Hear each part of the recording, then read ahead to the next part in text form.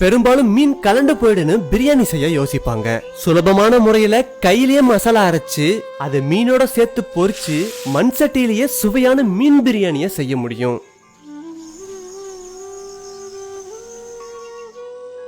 மீன் பிரியாணி செய்யறதுக்காக 1/2 கிலோ பாறை மீனை துண்டு துண்டா வெட்டி எடுத்துக்கிட்டாச்சு. நறுக்கிற மீனை இப்ப தண்ணி ஊத்தி சுத்தமா கழுவ ஆரம்பிச்சிடலாம்.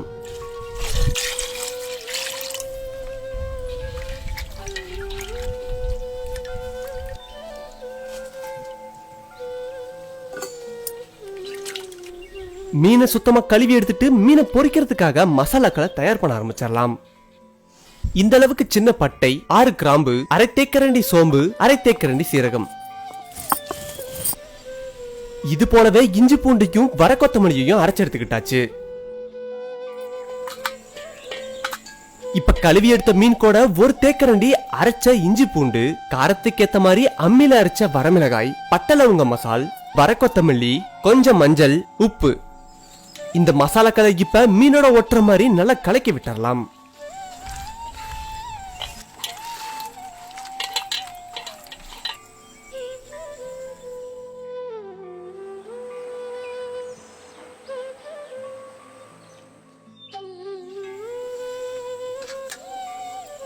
அடுப்புல நல்லா எண்ணெய் காயற வரைக்கும் மீனை நல்லா ஊற விட்டுறலாம்.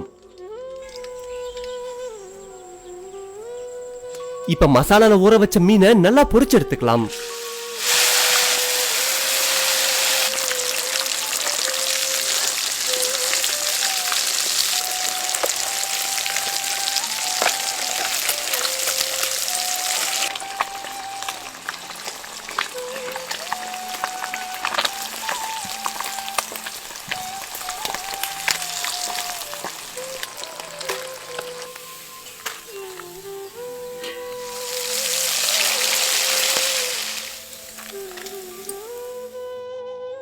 இப்ப ஒரு சட்டியில 1 தேக்கரண்டி நெய்ய சேர்த்து அது கூட நம்ம மீனை பொரிச்ச அந்த எண்ணெயில 2 கரண்டி சேர்த்துக்கலாம்.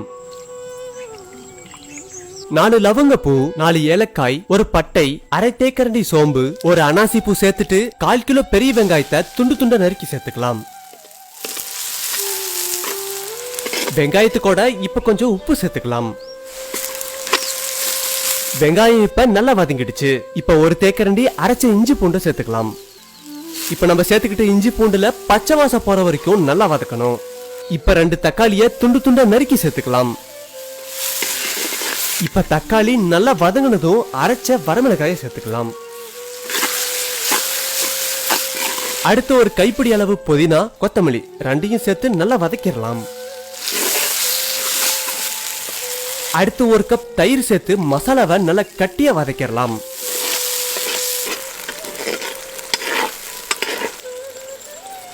இப்ப இந்த மசாலாவை கொஞ்சம் தனியா எடுத்து வச்சுக்கலாம். இப்ப இந்த மசாலா கூட நம்ம பொரிச்சு வச்சிருந்த மீனையும் சேர்த்துக்கலாம்.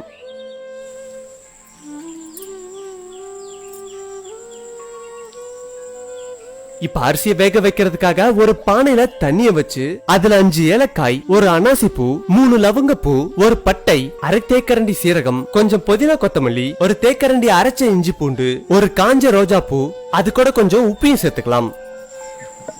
கடைசியா 6 எலுமிச்சை பழத்தையும் பிழிஞ்சு விட்டுறலாம். இப்ப கழுவி ஊற வச்சிருந்த அரிசியை சேர்த்து நல்லா வேக விட்டுறலாம்.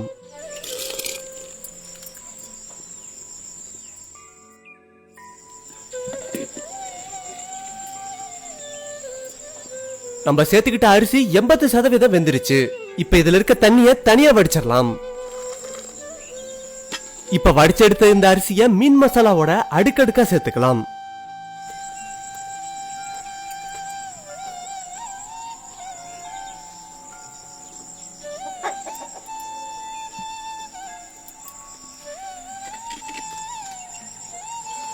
இப்ப தனியா எடுத்து வச்சிருந்த மீன் மசாலாவை அரிசி மேல பரப்பி விட்டுறலாம்.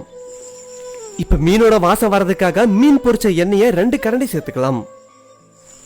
அடுத்து அரிசி வடிச்ச தண்ணியவும் 1 கரண்டி சேர்த்துக்கலாம். இப்ப கடைசியா 1/2 எலுமிச்சை பழத்தை பிழிஞ்சு விட்டு வாழை இலையை வச்சு இறுக்கமா மூடிடலாம்.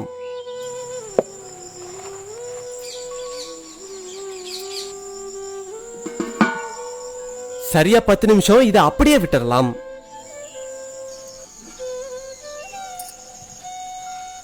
இப்ப சுவையான மீன் பிரியாணி சாப்பிட தயாராயிடுச்சு.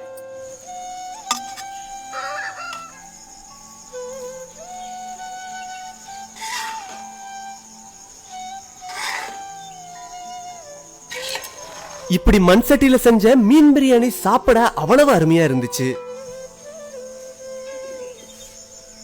இப்ப இந்த மீன் பிரியாணிய பங்கிட்டு பசியார சாப்பிடலாம்.